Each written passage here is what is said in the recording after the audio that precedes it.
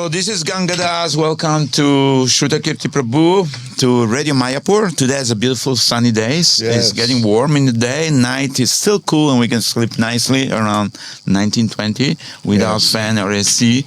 And today also this Kirtan Mela started. So there are, every half an hour there are different singers who are glorifying the Lord. Mayapur is a very special place, Srutikirti Prabhu. Yes. And you know, because you came here with Srila Prabhupada in the very beginning, in 1970, what? Three. There was nothing. It was a rice field. I was in the hut. And you were in a hut. I was in the hut. Cooking potato and all these things. I know, it was difficult to eat. So welcome, Srutikirti Prabhu. Thank you. Give a short introduction. You were born in Philadelphia in June 1951. You are an Italo-American. Yes. Means your grandparents, they were Italian from Yes. near Foggia and San Severa, Yes. which is near Florence, beautiful place. And you also studied in a college called La Salle. Yes. And you joined in 1971. But the important question I want to ask you, what was your life before you joined? Give us 5 minutes, just give us a little bit of who you were before. I mean, I know you had a garage and you are a mechanically-oriented person, but tell us a little bit. My father died when I was 3.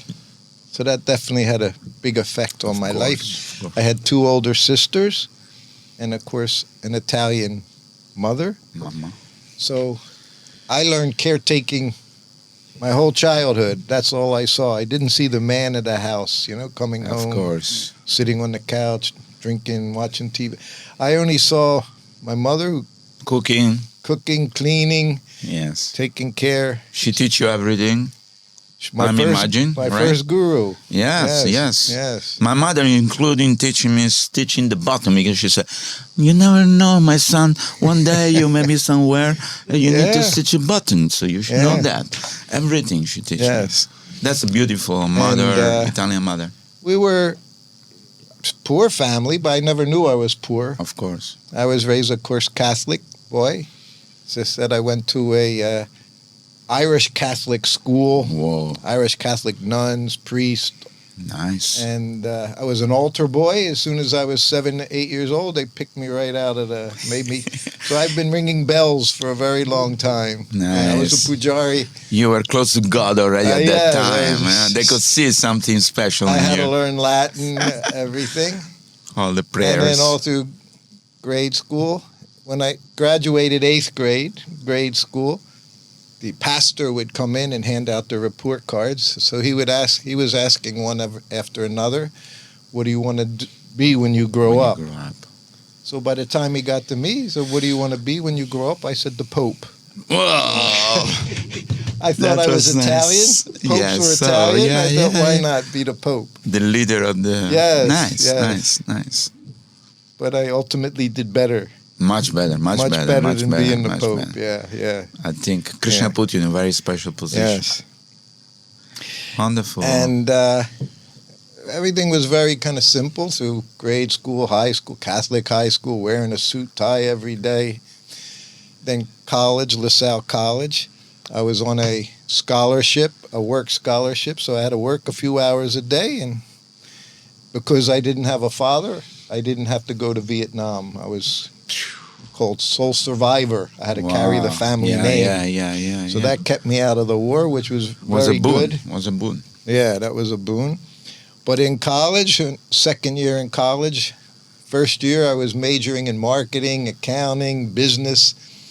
And then, you turn 19, everything changed. All of a sudden, you were a sharp boy. At one point you thought, let me experiment with something else.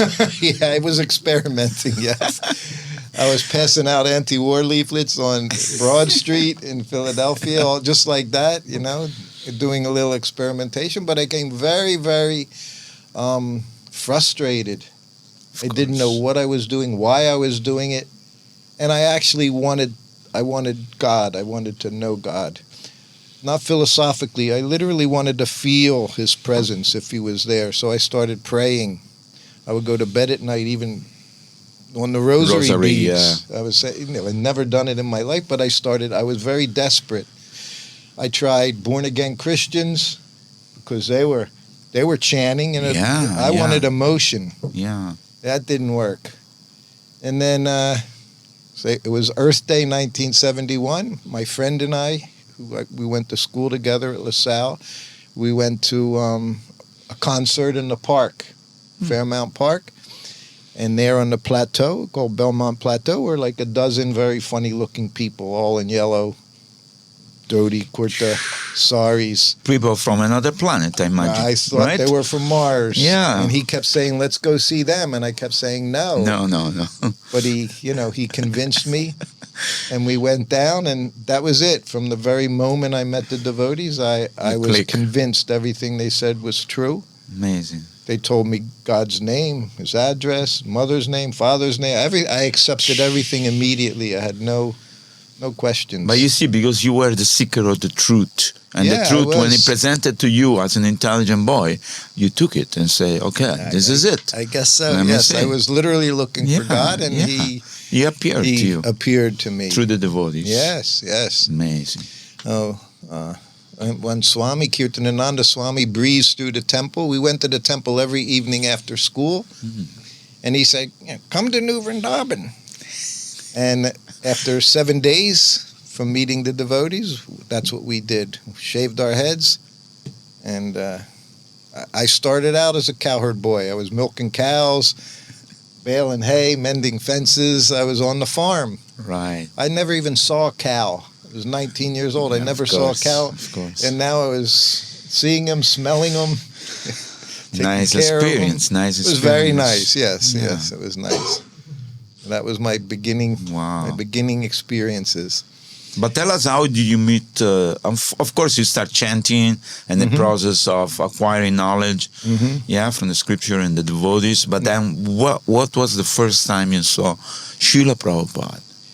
Because something really amazing happened. When I was initiated, 3 months to the day, July 22nd, and a few of us, we filled up a van, and we drove from New Vrindavan to New York City. It was about 5, 6, 7 hour drive, I guess, because Prabhupada was initiating 10 devotees every day for more than a week, which at that time, that was a lot. You would chant rounds. On each beads. We had to string our own japa beads. We had to make our own neck beads just from a craft shop. They weren't Tulsi. There was no Indian stores, nothing like that. So we did everything on our own. And that was the first time I got to see him. So what was your impression when you first see him? Magical moment. Immediately from when you moved into the temple, at that time, all we did was talk about Prabhupada, what he was doing, what he was saying, where he was traveling to at the time. It was everything we did was for him. So the anticipation to meet him was, of course, overwhelming. Of course. And it was a small temple room, Henry Street, not so big. You could jam 100 people into it. So every morning, of course, people came from all over the East Coast and even some from further away, the West Coast. So every day the temple was jam-packed. Every day there was a fire yajna. And my day came. So that's when I always got to be next to the Vyasa-san because I was Kirtanananda's assistant. He was first sannyasi, practically first initiated devotee. So although I was just a kid, just a little bhakta in New Vrindavan, I got to be right by the Vyasa-san. So I was fortunate from the beginning. Day one. Yeah. And the day I was initiated was interesting. It was Kirti Raj, Shruta Shrava, Shruta Dev, Kirti something, and then me. I had both, Srutikirti. So the secretary called my name. Vin, come up. So everything we had to, we were meditating, no meat eating, no illicit sex. Because when you saw him, basically you went blank. Yeah. Your intelligence was gone. You just froze. It was all awe and reverence. Seeing his eyes. Everyone would focus Prabhupada's eyes because they always looked like he was crying. They always looked like diamonds in his eyes because they were always wet. But he was full of compassion. so many times people had said when they saw Prabhupada, of course, they felt embarrassed, ashamed. He's seeing all my lives, all my sins, all that. But I felt just the opposite. Prabhupada saw devotee. That's Nice. devotee. He saw a devotee. Everyone he looked at. That's what I learned later on. Wasn't he saw bad? He saw good. Yeah. He saw prospects, to serve. So I got called up. We learn, put your left side down, do your dandavats. Then I sat up. And Prabhupada said, what are the regulative principles? And I rattled them off because that's what you did the whole time, just so you memorize. Yeah, you had to memorize because you literally couldn't think. So I said them all, probably quickly. No meat eating, no illicit sex, no intoxication, no gambling. And then he said in a little different way, he said, how many rounds do you chant? Which was different from the standard, you have to chant 16 rounds. Yeah. And everything he does, which of course I've learned over time, there's a reason for Purposeful. everything. Yeah. So in me, my little proud moment, I said, I chant 20 rounds a day, Prabhupada. Yes. And he just kind of looked at me and went, Like, yeah. Not impressed. And then he said, so your name is Srutikirti. And he said, Srutikirti is the name of Krishna. It means one whose activities are world famous. And of course, everybody in the crowd, they go, ooh. And then Prabhupada again looked at me and said, and you are Srutikirti Das. So he was poking me right away because he could see I was a... Then I went back to my seat. Somebody said, what's your name? I said, I don't know. We had to go after the ceremony. You went outside Prabhupada's room on the door. The pin name would put your name and diacritics, and you would write it down. So when you went back home, you remember you got a new name. Yeah, your new name. Yes.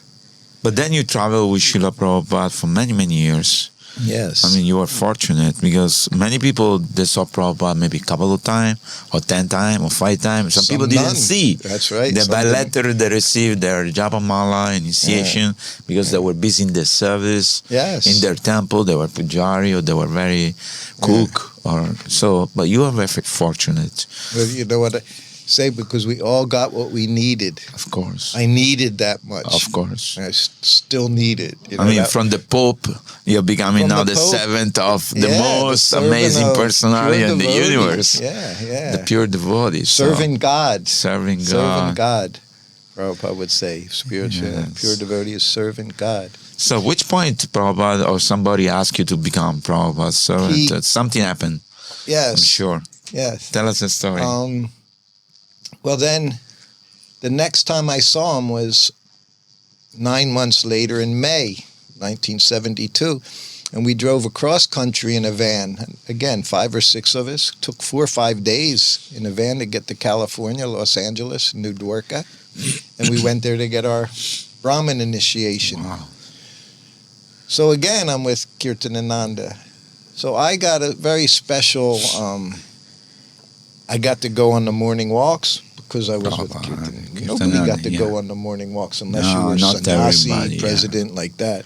But I got to do that every day, and I got to read Krishna book to him in the garden, which was very, very special. It was just 5 or 6 of us in the garden. And that's when I actually had my beginning of my personal association with Prabhupada, because I got to see he was very wonderful, and he was funny. He was witty. He was witty, and he could be sarcastic, and he could. One of the things he did, and I learned, he would have you do things without opening his mouth, just by his eyes. He would instruct you just by a look. Yes. He didn't say, now you can read Krishna. He would just look at the book, look at you, which meant, okay, now read. Now read. So he had a way that fortunately as a servant, I learned, these ways. And I read this one story. I was actually reading Krishna book in New Vrindavan every day during lunch to the devotees as they ate lunch. And then in the evening in the ashram, I would tell the story that I read for lunch. That was part of Kirtanananda's process. So it was really wonderful. So all of a sudden now I'm in front of Prabhupada with the same Krishna book. And I'm seeing Prabhupada reads his books. That was an amazing thing to see. Because he's the author, he's the one who wrote the book, so why is he reading the book? And he said that, on the plane, Pradyumna and I sitting next to him, he was reading his Bhagavad Gita as it is. And he said, what author do you know reads his own books? He says once he's finished, he never looks at it again. He goes to his next book. He said, but here I am reading this Bhagavad Gita. Why? And of course, you don't answer. And then he says, because these are not my words. They're Krishna's words. He said, therefore I'm reading. And every day he read his books. This is what I saw.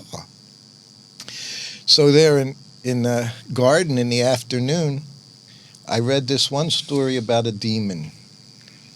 And, there's a half a dozen of us sitting, and we're just sitting listening. But Prabhupada, he's listening in a very different way.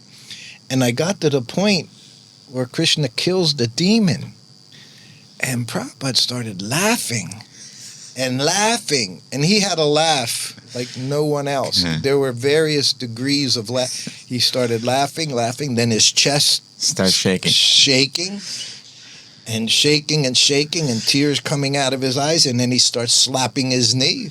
In English, we say a knee slapper. That's like the height of... And that's what he did. And that was when I understood what Krishna consciousness was. Before that, it was just work. Chant your rounds, get up early, and work your butt off. That was New Vrindavan. We said we didn't read Bhagavad Gita, we lived Bhagavad Gita, That was our philosophy in New Vrindavan. But then I saw Prabhupada. This is Krishna consciousness. Joyful, joyfully, happy, laughing. So I decided the next day, I'm going to find a story about a demon again. Because I thought if I pick this story, the same thing is going to happen. And I already knew the story immediately. At the time, I was 19 years old. It was my favorite story. So I picked it. What story was it? Vivid Gorilla. Oh, the gorilla. What boy did...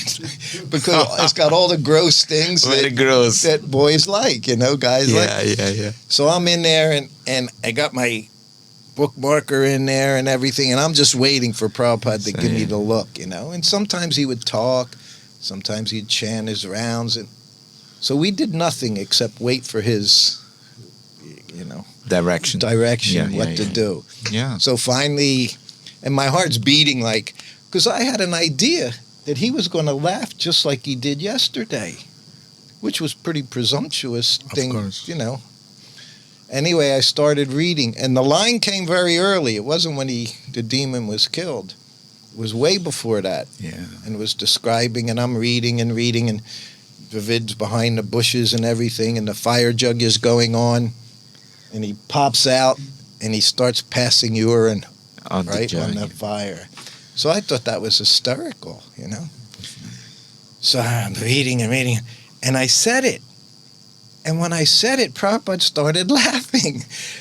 And he did exactly like yesterday, laughing, and the tears are coming out. So now everybody's laughing. We're not laughing because of the Krishna book story. We're laughing because Prabhupada's laughing. That's why we're laughing. But he was laughing because he was right. He's just right there. Enters the story. And same thing, and slapping his knee and laughing. And so that was just, more than I could ever want. And he did exactly what I thought he was going to do, which was also, that was amazing. So then the next day came. Krishna completely took my intelligence away. We come in, Prabhupada, we follow him into the garden. He sits down on his dais.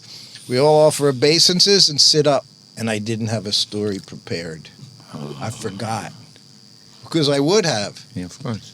And as soon as I sat up, he looked at me and said, read. Because he knew what I was up to. He said, read. So then I start paging through. And he said, anywhere. He said, Krishna's like a sweet ball. Wherever you bite is sweet. So then I just found the next story and read, but there was no knee slapping or anything. But it was a real revelation to me how Prabhupada was funny. One day he looked at the same group of us. We're all kids. If you were in the movement a year, you were like a senior devotee at that time, So we're sitting there, and I learned Prabhupada's style. I picked up on it quickly, And he looked at us, he went, Govindam Mari Purusham Tamaham Bhajami. And he looking at us, and he said, what color is Krishna? And I'm thinking, what kind of a question is that, And I knew right away, this is a trick question. Otherwise, why would he ask such a question? And I thought, Prabhupada's funny. He's tricky. He's always doing something. So, of course, I know. I never tried to answer Prabhupada's questions. I was with him 2.5 years. He would ask a question. I thought, all right, who's the fool going to try to get this right? Because you're never right. Never right. Never right. Whatever you say, it will be opposite, He'll or you say opposite. something. So one devotee, smart boy, raised his hand, Brahmacharya. Prabhupada, it says in the Krishna book, so he's quoting Shastra, Krishna's blackish. No, blackish like the monsoon rain cloud. And Prabhupada very shook his head, no, He said he's blue like the sky. And then he said the sky is blue because it's reflecting Krishna's bodily effulgence. Beautiful. So he showed us how to see, all the time he would show us how to see Krishna. It wasn't something you had to aspire for. You just had to use your intelligence, your common sense. So, I always say, whenever you see the blue sky, that's Krishna. That's Krishna. Yeah. Amazing. So that was before I was a servant. And then I used to watch his servant, Nanda Kumar, at the time, because, we knew Prabhupada, but you never heard about anybody else. But then I saw he has a servant, and I would watch him. Never imagined being a servant, but I watched him. I thought, he's giving Prabhupada his glasses on the Vyasasan, taking his cane, opening up the Bhagavatam. So I would watch Nanda Kumar. I wasn't even watching Prabhupada. I was watching this most fortunate person. And he looked at me once, Nanda, like, what are you looking at? Because I'm looking at him. So I thought, who is this weird kid following me around? And so then I stopped doing that. And then we went back to New Vrindavan, and now I was Brahman initiated, so Kirtanananda threw me in the kitchen. Cook. And I learned how to cook. And who taught you how to cook? Kirtanananda. Kitchenananda, they used to call him. Kitchenananda. Yeah. He was a good cook? Yeah, he was a good cook. Yeah, Prabhupada showed him, Prabhupada showed him how to cook. The specialty, though, was khichdi, khichdi and japatis, which was very important because japatis, Prabhupada ate every day of his life. Prabhupada ate japatis. So if you couldn't make a good japati, you wouldn't make it. He would throw other people, Hari Kesh, he'd throw it like a frisbee, because they were hard. He said, what is this? Not japati. Yeah. So then Prabhupada came to New Vrindavan in August for the Janmashtami festival. And I'm thinking I'm going to get to spend time with him like I did in Los Angeles, but I didn't get any because it's festival time. I'm in the kitchen morning till night. Everybody's up on Govardhan Hill in New Vrindavan. They'd come, did you hear Prabhupada? What a lecture. I'm like, no, there was no sound systems. There was no recording. So I wasn't very happy that I wasn't getting what we all just, would die for, Prabhupada's association. And then the day before he left, the night before he left, literally 10 hours before Prabhupada left, Kirtanananda came into the kitchen, 8 o'clock at night, said, do you want to be Prabhupada's servant? How can you say no? How can you say no? I just said yes. And that was the beginning of my life. Wonderful. Yeah. And you start traveling with him everywhere. Yeah, I had to get a passport. And I didn't have to I was servant. There was a secretary, Shama Sundar, So he did all secretarial things. He dealt with the travel. He dealt with the letters, dealt with getting the passports, the visas, making his travel arrangements. I cooked, massaged, and answered the bell. That's what he said to me when first day I became his servant. He said, when Prabhupada rings the bell, you go in his room.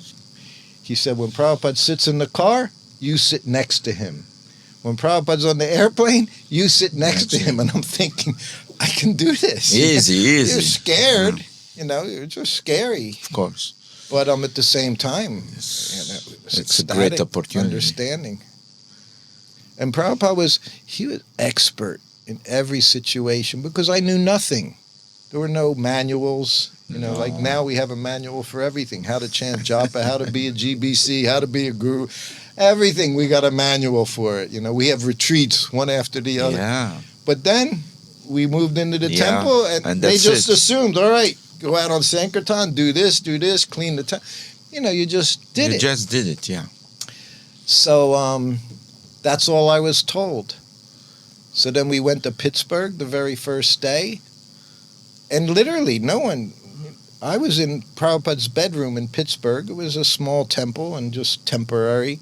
But Prabhupada's in the sitting room, and I'm sitting in his bedroom, looking in his suitcase, just trying to figure out, what's going on. And, there's a dhotis, kurtas, a sweater, a chadar, and that cooker, which looked like a bomb, Now, they would stop you all the time if you went to the airport. It looked like a bomb. Yeah, it literally looked like a bomb. So I'm looking at all these things, and I hear a bell ring. Run. And I ran. It was my first time. I ran it was afternoon. I offer obeisances, not dandavats. We always just offered obeisances. And I sat up, and Prabhupada's looking at me. And I said, what can I do? What can I do? Yeah. He said, nothing. I just wanted to see how fast you were. So the very first thing he did was make me comfortable by just being funny. He was serious, but it was also funny. Yeah. And then we're still just sitting there looking at each other because I don't know what to do next. And I said, shall I go?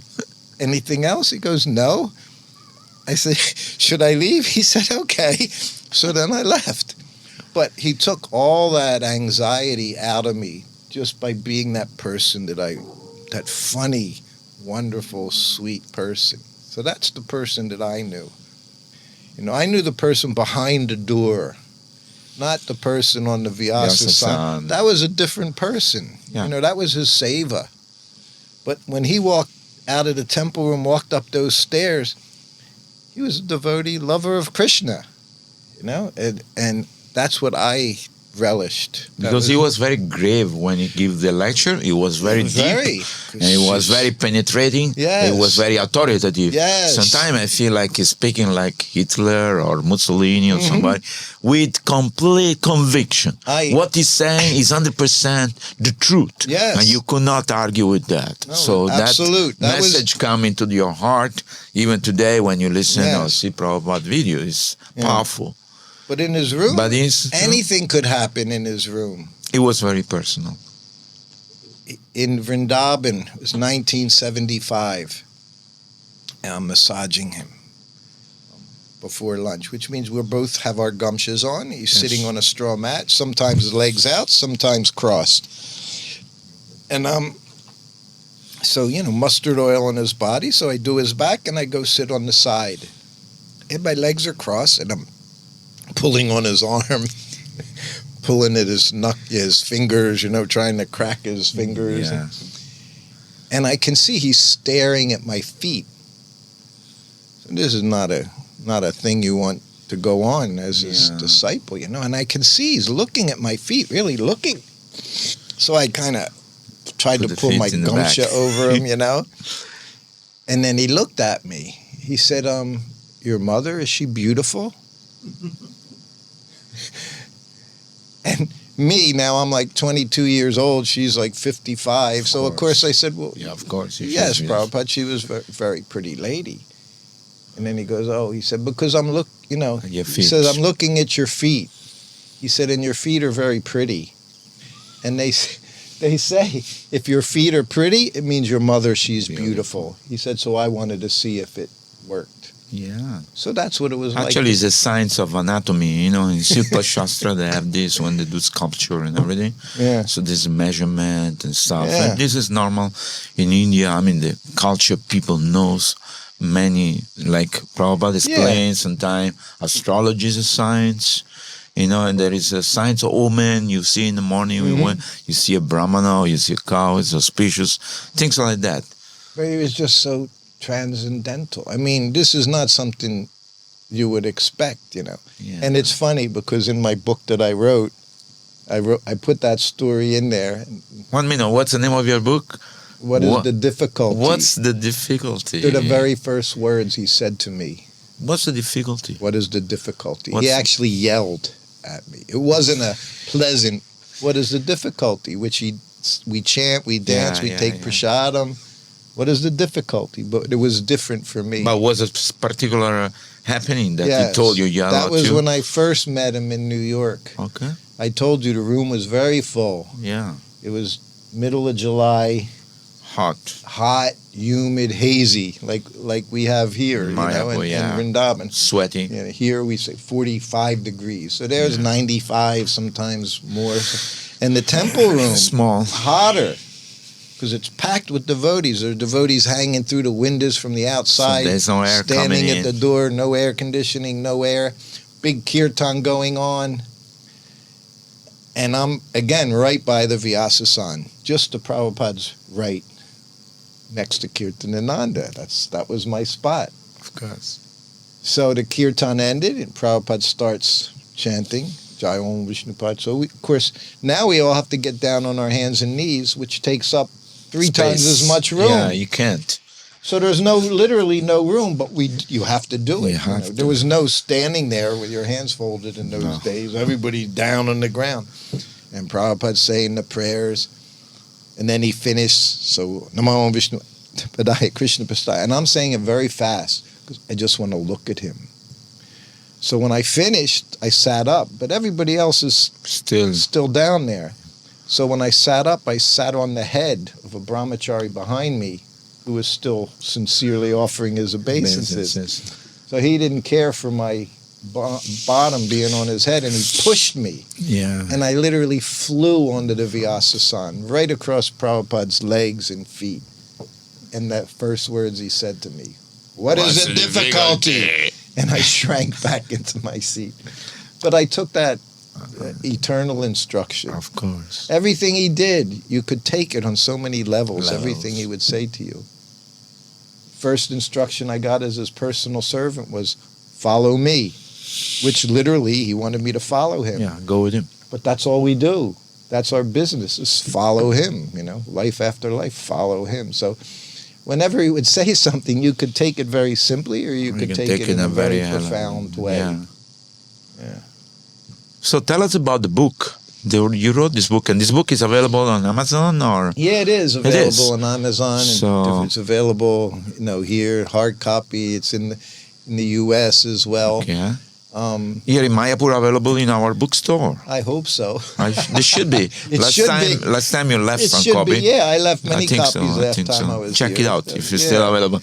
Yeah. But if those people who are listening to us, they want to buy your book, they can go to Amazon and write Srutikirti. Srutikirti Das, yes. What is the difficulty? What's the difficulty? And it's very condensed. It says on there something about from his personal diary, like 140 different. Of course.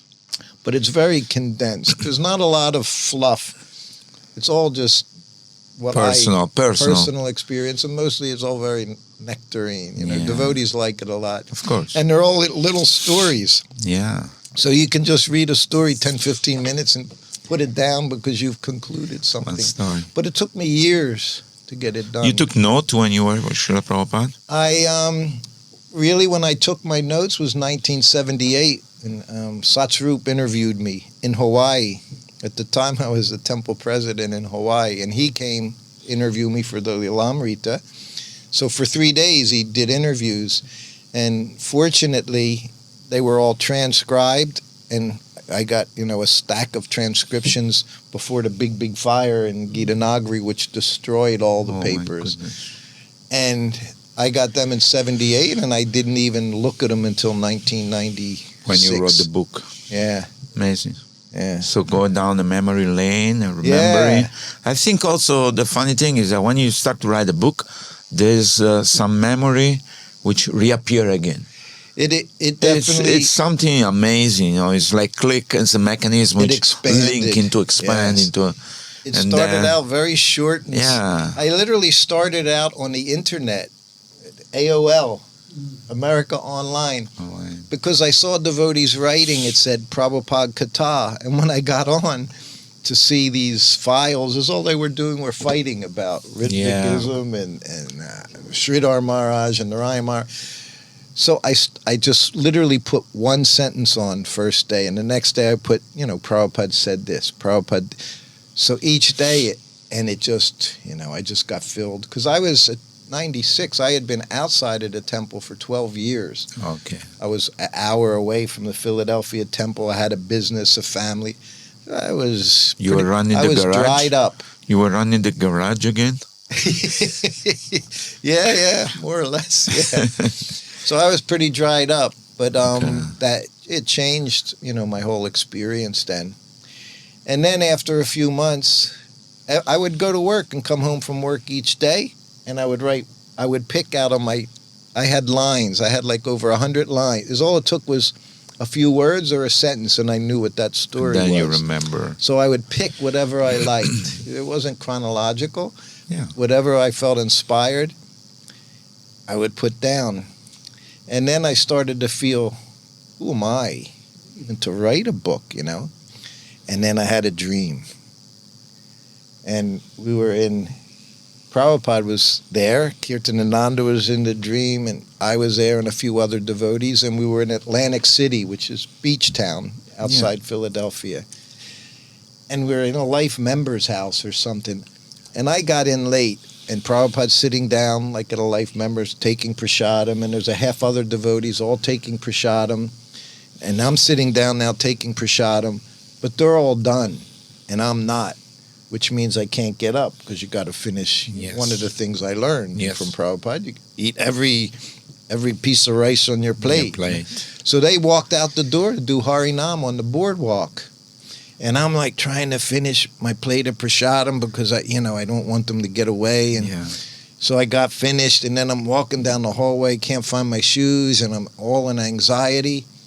And then finally I got out the door and I got on the boardwalk, and they're like a block ahead. And Prabhupada's part of this kirtan party. And I'm like trying to catch up. And he turned around. So we're walking ahead. He turned around and looked at me with a big smile on his face and went, "Come on." And then I knew I could finish my book. That's when I felt like, okay, this is okay. Amazing. Yeah. It's beautiful. But tell me some of the most intense experience you had with Srila Prabhupada, or something awkward, let's say. Something awkward or some intense. Of course, it was always intense to be with a spiritual master, because I know. But in some particular time you were exposed, or you were learning something which you never thought, which is something. I'll tell you my favorite. See, I was with him, like I said, first time I was with him as a brahmachari for 16 months. Yes. The first 8 months were easy. Second 8 months it started to get more difficult. Of course. The senses started pulling on me sometimes. And he's traveling around the world. He's very regulated, which means we were totally not regulated because we had to, follow his regulation. But so sometimes, sleeping, getting up, chanting, all these things. Prabhupada had no jet lag. Wherever he went was a time, boom, it started. And you were like, boing, going to sleep for 5 hours. I have Paramahamsa Swami with me, was his secretary. That was my second time. First time 16 months, then I was away for 8 months. During those 8 months, Satsvarup Maharaj was his servant. Prabhupada decided he wanted a sannyasi to be a servant because he kept losing his brahmacharis. Yeah. So he thought, I'll make sannyasi my servant. But then after 6 months, Satsarup wanted... They didn't last. Because it's not easy. It was not easy being with pure devotee. It's not a simple thing. Very wonderful, very ecstatic. But you don't get ecstasy without the tapasya, without the problems. Yeah. Like they say, what is spiritual life and comfort, they don't go hand in together. hand. No, yeah. So it was really wonderful. So anyway, we're flying, and we wound up in Australia, which means 15-hour flight from Delhi or whatever, changing planes in Sydney, and then you get there. So by the time then we went from there, after a few days, we went to Fiji. So we get to Fiji, and of course it's after breakfast. So we're knocked out in the other room, myself, secretary, Sanskrit editor, we're just, and I hear the bell ring. And this happened a dozen times in 2 years. So I go in and, I'm mode of ignorance. I'm offering obeisances, and I'm trying to exercise my eyelids so that I don't look like I'm sleeping. But even while I'm down on the ground, Prabhupada's yelling. I've been ringing the bell for hours. Always said hours. It was never a few minutes. It was always hours. I say because he had a different time frame, like Lord Brahma, like one day is... So for Prabhupada, it was hours. And he said, why are you sleeping? He knew we were sleeping. He always knew everything. And see, again, I say I was clever. I was smart. I never gave an excuse. Worst thing you could do is if you give an excuse, he'll give you you're more. going to really chop your head. Then he's going to reduce you to dust in front of him. So I would just look at him,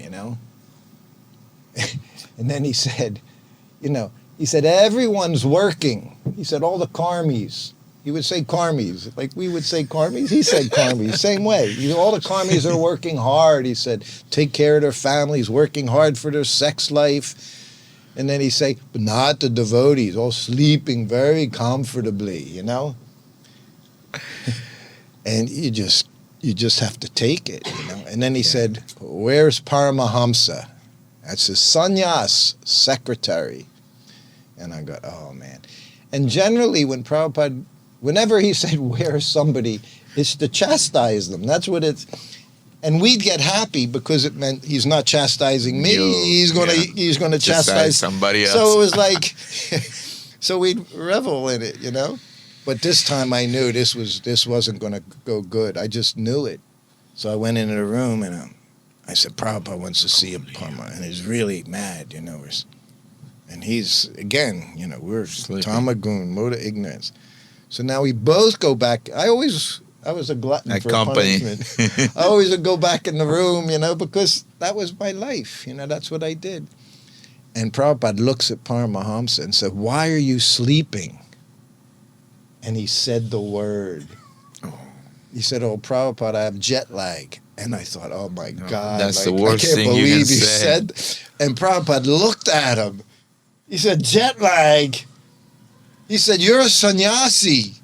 He said, your business is eating less, sleeping less. He said, you have no business. I mean, Prabhupada was heavy. My book is all sweetness, but he was, there was another side, chastise. He said, that's your business, And then he would add insult to injury. He'd say, go back and sleep. Go sleep. And then you'd go back, Hare Krishna, Hare Krishna. There you wouldn't sleep forever after that, So there's, he was our father. He was all our father, but he was literally instructing us. Yeah, he was instructing, chastising. He tried to protect us from falling down. It was always to try to protect us from the worst possible thing, because he didn't like to change. I was one of 12 servants, in 11 years. In my 2.5 years, I was they always say, the longest running. Yeah. So, but it's nothing to be proud of, because still, there came a time when it just... You got married eventually. Oh, yeah. No, you were telling Well, I was with him after I was married. Okay. when I was with him here in Mayapur when my wife had a child. Wow. And I believe she was Prabhupada gives some gift to your wife and your daughter. She was in Los Angeles, and I get a telegram. Your wife just had a baby, 4:15 a.m., which was Mongol Artik time here in those days. So of course I was 23 years old. I ran into Prabhupada's room, I was, giddy. My wife had a baby. Prabhupada is very nice, And he said, you can call him Mayapur Chandra. Wow.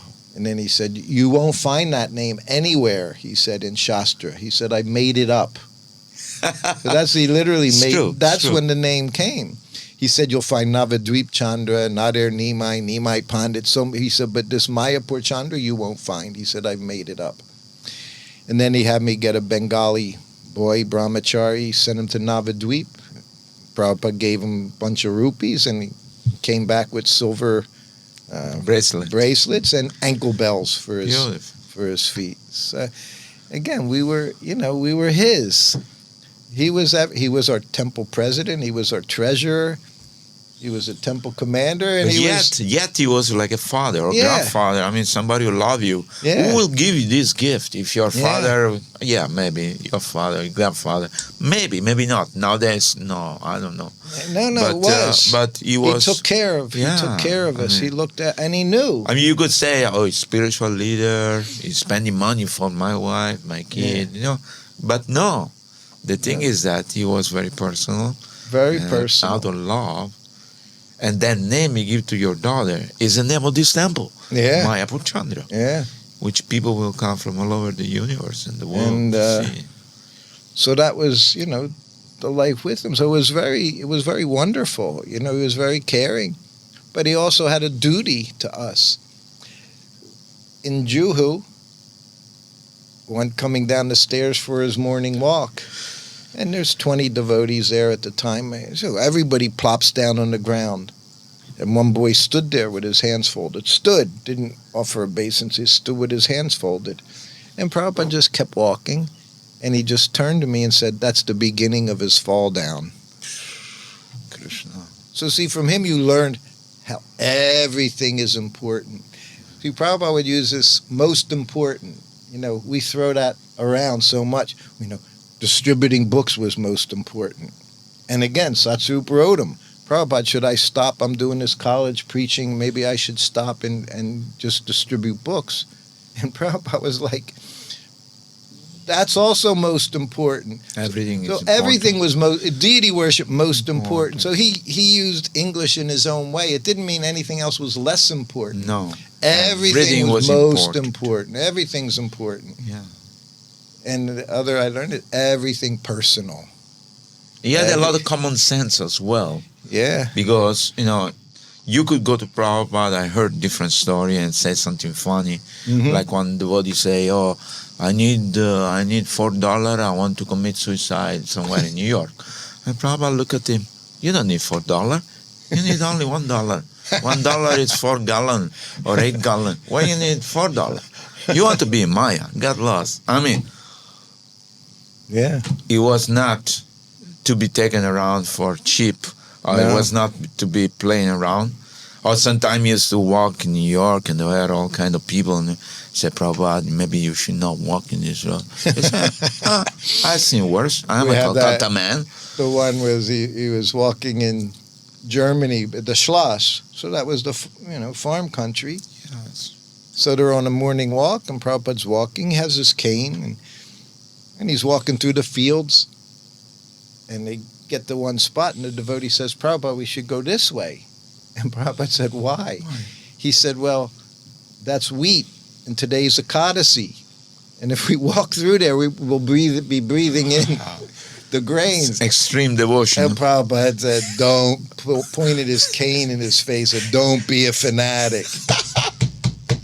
I was telling Tiki yesterday, one of the first things Prabhupada did was break down. I was never a fanatic. I've always been fanatically not fanatic. But the first thing he did was cooking. So we're in the Dallas temple. He has his own flat there, his own apartment, own kitchen, nice kitchen. So the first 3 days I'm with him, he shows me how to use the cooker and how to give a massage at the same time. I'm literally giving him a massage on the kitchen floor. Sometimes he grabs my leg, say like this. Can you imagine somebody, what to speak of him grabbing your leg and squeezing it? And the cooker's on the stove. He showed me how to, but he showed me how to set up the cooker. And he didn't waste time, you know. He cut up the vegetables, so he's doing that, and he tells me wash the rice. So the cooker had a container in the top. You would put the rice in, and it steamed in the top of the cooker. So I'm there, and I put water in there, and I'm whooshing it around, cleaning it, you know, and I pour it out slowly. Then I put water again. Now he's like 5-6 feet away cutting vegetables. I can see you. But he's watching me. You know, he sees So I start doing that again, and I just start to turn it. And he said, "What are you doing?" Why you wash it twice? I said, "I'm washing the rice 3 times, which is what I learned." He said, "Once is enough." So that was the first time he broke down my so-called, you know, everything's like this, you know. But he did it again and again in different ways. Because he knew also, you know, with other people, he could be very different. With Jamuna, every 5 minutes, he'd wash your hands, wash your hands, wash your hands. But me, he was the exact opposite. He's like, no problem, you know, this goofy kid, you know. So he knew how to deal with all of people, us. It wasn't one like Ayurvedic medicine. No. There's no one size fits all. Everyone's an individual. I heard one funny story when he was in Hawaii. They give milk in the night, and there was no sugar. And the temple president, you go, "Where is the sugar?" So the servant goes there. I don't know if it was you. Was you? Yes. Okay, you tell the story. Laguna Beach. Yeah, you tell the story. Laguna Beach was definitely like the health New conscious. Health conscious. They yes, were eating sprouts, Yeah, the whole temple was like that, you know. And Prabhupada was very much not like that. No.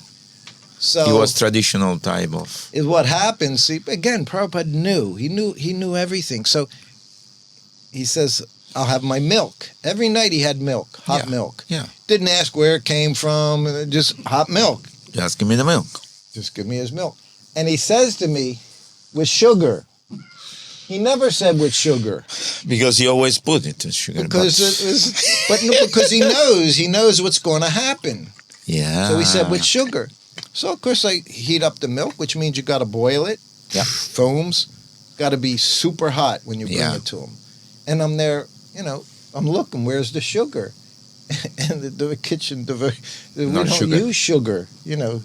Poison, you know, it's like worse.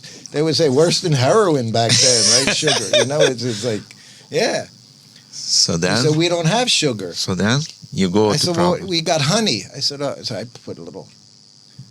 So I go in and I said, Prabhupada, I said, it has honey. I said, they don't have sugar here. And he said, what do you mean they don't have sugar? I said, well, they don't use sugar. He said, Krishna likes sugar. He said they do what they want, but you have to give sugar to Krishna. You know, we see all these things going on. This ahimsa, you know, no dairy, no cheese. Gotta have milk. Yeah. 3 meals a day he had dairy. And it could have been from Meadow Gold in Los Angeles, vitamin D, fish oil. Prabhupada said, no, okay. He said it's Kali Yuga. Everything is contaminated. When they said the sugar is filtered through cow bone ash, it's Kali Yuga. That's why we offer to Krishna. It purifies everything. We don't have to Our be business fanatic. was chant Hare Krishna, follow his instructions, and preach. That was it. That was it. Everything else is your concoction. Yeah. Amazing. You know. Yeah. What a fortune you had to be with Srila Prabhupada. And what a fortune we have you with us, and you are telling us the story so that people can in the future understand his great personality. We try. You know? I try. It's difficult to understand such a personality. Yeah. Because, like Prabhupada say of his guru, he was a Vaikuntha man. Yeah. And similarly, Prabhupada was a Vaikuntha man. So He sweet. was no ordinary person. Prabhupada said I had good common sense. Because whenever he asked me a question, my opinion, and I never gave, I would say, you'll do like, you know, first time was in Calcutta. So he had just been ill. This was 1973. He had been very ill. So he gets 2 letters on the same day, one from Mother Visa saying, come to Perth, Australia. We have a nice cottage by the beach. You can rest there, recuperate. Sunny. And he gets a letter from Shama Sundar saying, come to England. We're going to have Rath Yatra this year, 3 carts going down, the main drag to Nelson's Trafalgar Square. Trafalgar Square. Yeah. So Prabhupada called in all the big guns then. It was Tamal and Gargamuni and Bhavananda and sannyasis. And he calls them all in before his massage, lunchtime. And he tells them, I have this letter says this, and I have this letter. What shall I do? He said, so I want you all to discuss. He said, and I'll call you back after lunch and tell me what you consider I should do. So they left. So then Prabhupada says, okay, massage. So I'm massaging his back. So he says to me, so Srutikirti, what is your opinion? Should I go to Australia? Now imagine me, I would have loved to go to the beach in Australia. I would have said, let's go to the beach, I can body surf. And he said, what is your opinion? And I just smiled. I said, Prabhupada, I said, you're going to go to England because you have an opportunity to preach to thousands of people. And then he said, you have good understanding, you have common sense, he said. So then he has his lunch, he takes a short nap, and he says, call them. That's all, it was simple, call them.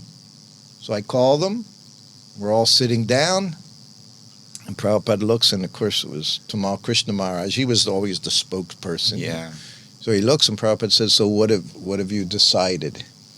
And he said, Prabhupada, you should go to Australia and rest. And Prabhupada just shook his head, he wanted so much that, that's what he said, do as I'm doing, he said so many times, do as I'm doing, not what you want to do. And I hear that sometimes people, my opinion, somebody said that in a recent thing I was doing, one of the big, and I specifically wrote, I said, well, I really don't have any opinion. I said, but Prabhupada's instruction is like this, we don't have opinions. Preaching is the essence. Yeah. Above everything else. Yeah. If you have your own opinion and it's different, then you're of no value. So that much I knew. Yeah. Thank you for sharing this. And he did that 2 years later in Delhi. We can go to Kurukshetra, he said. And 4 hours in the car back and forth and this and that. He said, or I don't go. And he said the same thing, call them in. And it was practically the same group. Same people. And the same thing happened. And he asked me again.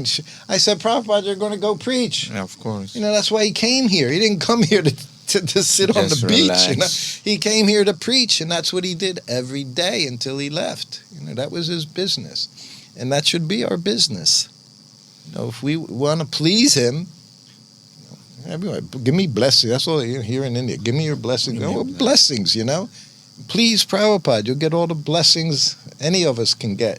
Do something for him. Do something positive. Take some responsibility for this movement and some portion of it, whether you're a cook or you're doing this or that. Take that very responsible. He said that in Juhu once. One Indian man raised his hand. Prabhupada gave a class, and he said, please give me your blessings. Prabhupada looked at him. He said, you want my blessings? He said, every day I have a headache. Every day. He said, you take my headache. He said, then you can get my blessings.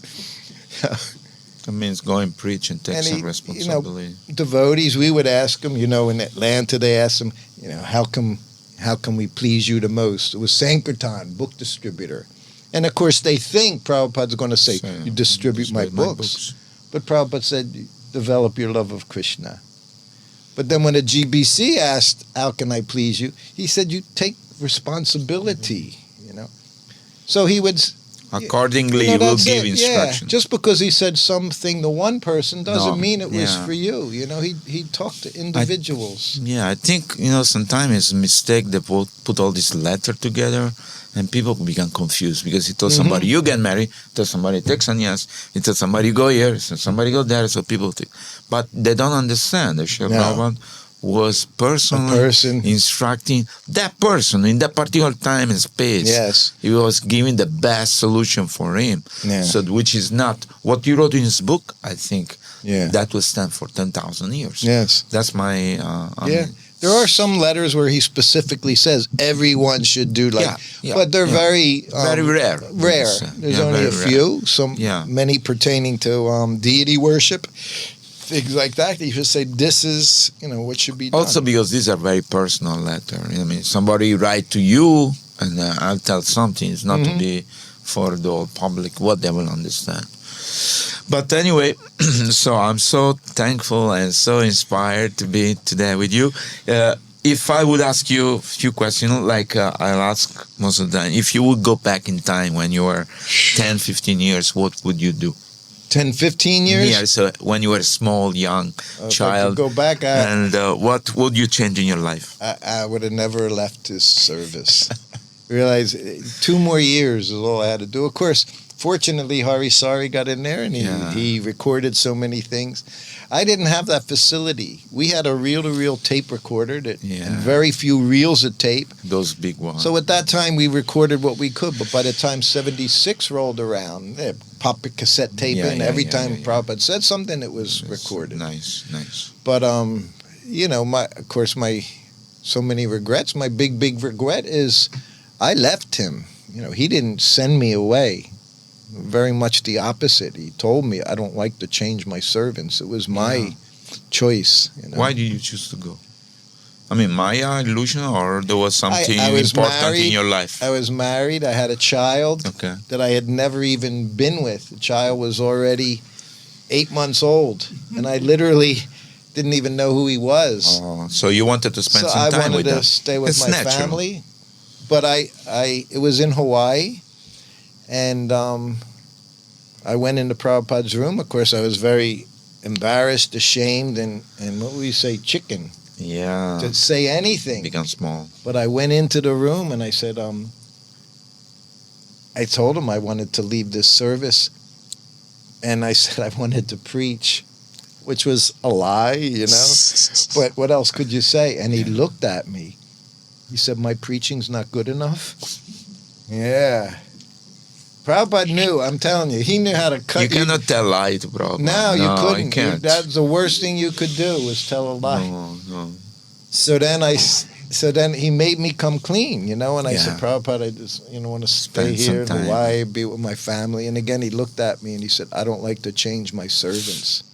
So that means he gave you opportunity to continue if you wanted always. And he also didn't give orders. He didn't say, no, you should not do, then it become offensive. Then it's a big offense. It's already an offense, but not as big as if he says, you stay, and you're going to say no. Then your spiritual life is over. So he would say things in a way, at least with me all the time. Not damaging to the person. He never said, you should do this. I was with him as a brahmachari. So now it's probably 10 months and we're in Los Angeles. So every day I bring his lunch in, put it down on a little chokey, the table against the wall. He'd sit on a little straw mat in front of it. So I put it down. I'm offering obeisances. While I'm offering obeisances, he said, being a brahmachari is an austerity. Being a grahasta is an austerity. He said, you just have to decide which austerity you want. And then he started eating. He was done. He was prasadam there. And I left. 24 hours later, I put the plate down on his table. I'm offering obeisances. He said it was more difficult managing my family than it is managing ISKCON. Of course. So he's telling me, just stay in your saffron, bite the bullet, do what you got to do, but you don't want to get married. Because I saw what it was like managing ISKCON. It wasn't easy. But he's saying married life, he said, was more difficult. So he's telling me, and I saw that again and again. He would tell me things. I never even knew he was talking to me. I thought he was just saying things. But he was telling me what you should do. It wasn't until I really started writing the book, 20 years later, that I realized he was trying his best to keep me from going away, keep me from falling down, to keep me having this service. And, frankly, I was good at it. again, because I didn't have a father. I was a good servant. I took orders, never asked questions. He said, first class servant, he knows what to do without being asked. Yeah. So that's what, You would do. That's what I did. He would give signals just by looking. You'd do that, meant turn the fan on. He'd look in Vrindavan, he would look at the windows. It meant open up the curtains. He didn't go through a whole, all right, could you do that? No, he just looked at you. That you understand. And you knew what to do. I think you're tuning to the person in your mind. Tell me an occasion where you saw Srila Prabhupada really angry or cursing somebody, or I'm sure you have seen Prabhupada. There were a few times. And there are people where you feel like you're becoming small and disappear under the table or something. Yeah, I was in the room a few times. Not with you, maybe. No, it wasn't with me. Yeah. He yelled at me, but it was, basic things. That was definitely devastating. And that's what I say. See, I was raised, again, my mother never raised her voice. Never. And I didn't have a father. So I grew up in a very calm, quiet, peaceful environment. Plus your two sisters, they were elder than you. They took care of you. Come on. Nah, everybody was on their own. We were all very individual, And so when Prabhupada would yell at me, it really, really affected me because I never got yelled at, And he knew that. But you saw Prabhupada angry sometimes. But 2.5 years, he yelled at me 4 times. But apart from you, let's say you got in somebody's personal, like, no, this is wrong, and you saw that Prabhupada was really upset. One of his sannyasis who had left, Devananda Maharaj. So he came. Prabhupada was in India, and I think it was in Delhi. So he came into the room.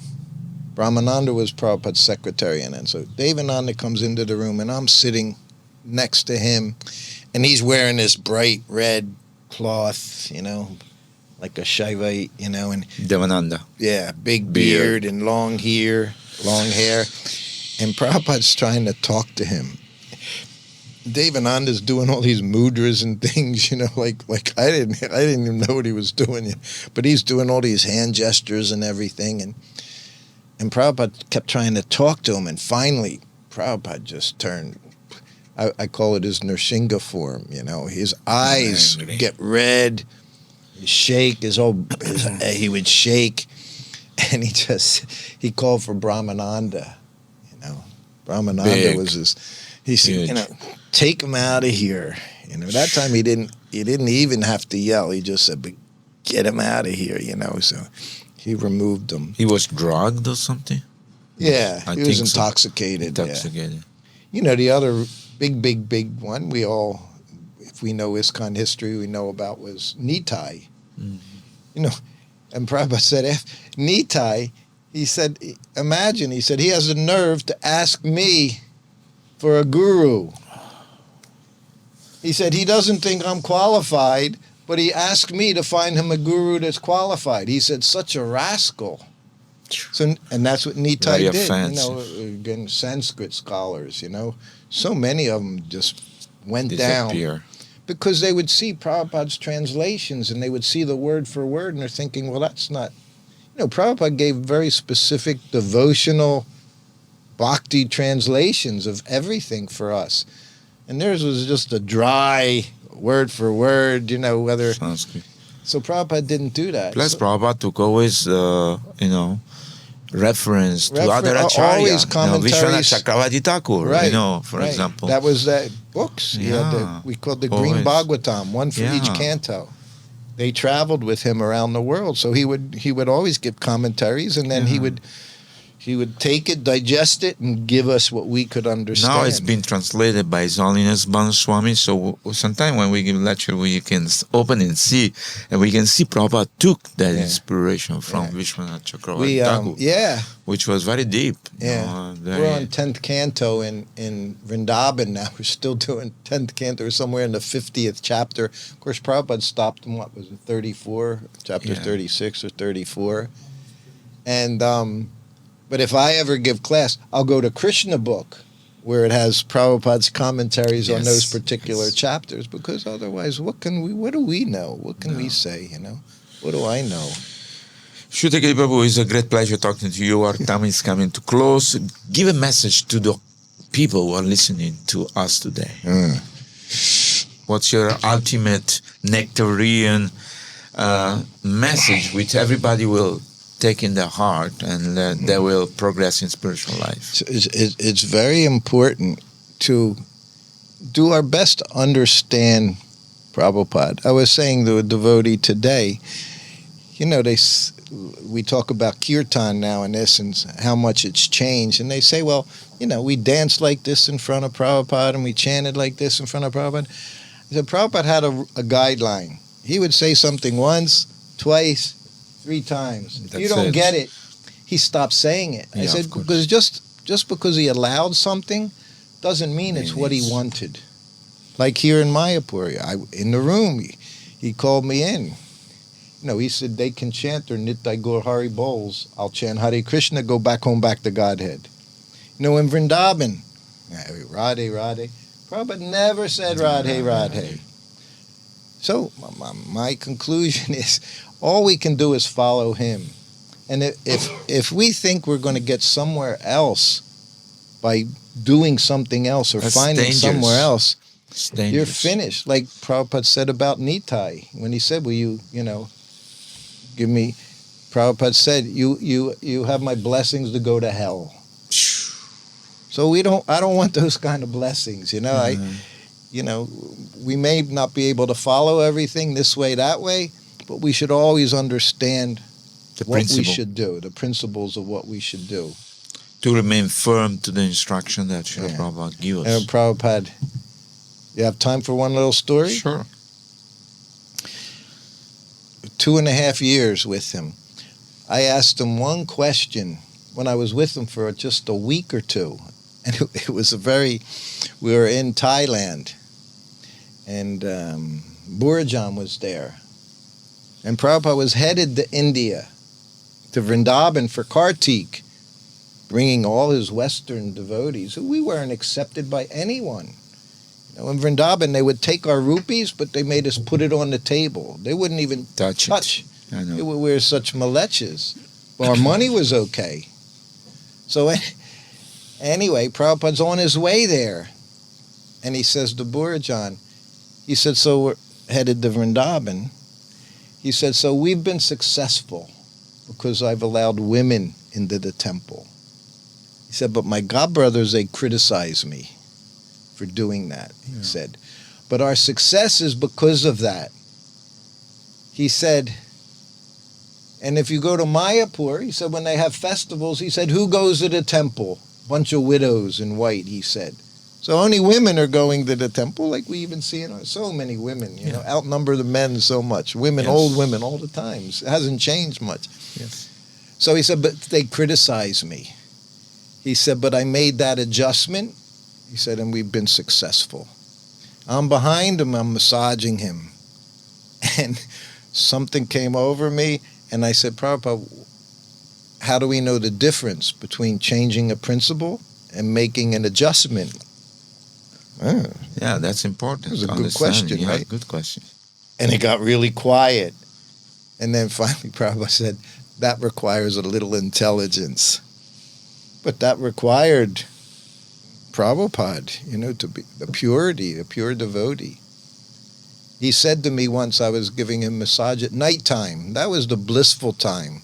He would talk about his childhood, his mother, his father, all these things he would talk about. And he told the story. I'm literally on his bed under a mosquito net. So I couldn't be next to the bed. I was in bed with him. I couldn't ask for anything more, sitting there. And he starts telling stories. And he said, my mother, he said, one night, I told her I want puris. And she said, no, too late. I'll make you muri, puffed rice. And Prabhupada was not one to, accept. He said, I want puris. And again, his mother said, no. It's too late, bad for you. And so for the third time, our little Prabhupada, young boy, said, I want puris. He said, then my father said, if he wants puris, give him puris. And then Prabhupada said, perhaps my father knew. And then he didn't say anything else. So he would give you these little glimpses. So you know what that means? Little Yes. glimpse. Perhaps his father knew. He was the person, Prabhupada, most empowered person to think you're going to find something better somewhere else. What a nonsense you are. What a rascal you are. You know, whatever is our future, we go to heaven, we go to hell. My point is you just follow Prabhupada and you're protected. You're under his umbrella. You're in his bubble, protected by him. But as soon as you step outside, like a hurricane, Yes. the eye of the storm, it's sunny, no wind. As soon as you step outside, is the most severe winds are right outside that point. So that's our life. Whatever we can do, just try to do it for Prabhupada, and your future is bright. And Prabhupada say, I live in my books. So we should never forget that if we read Prabhupada books, we are with him and we can understand him. Mm-hmm. I mean, we have to have a little intelligence to understand that. Yes, this is what Prabhupada wants me to do. Thank you so much coming today here to Radio Mayapur. It's been a great pleasure. Thank you. And entertainment also. Jai. Hare Krishna. Hare Srila Prabhupada Krishna. ki Ki jai. jai. Ananta Koti Vaishnava Vrinda ki jai. Jai. Mayapur Dham ki jai. Jai. Gaur Premanande. Hari Hari. Oh.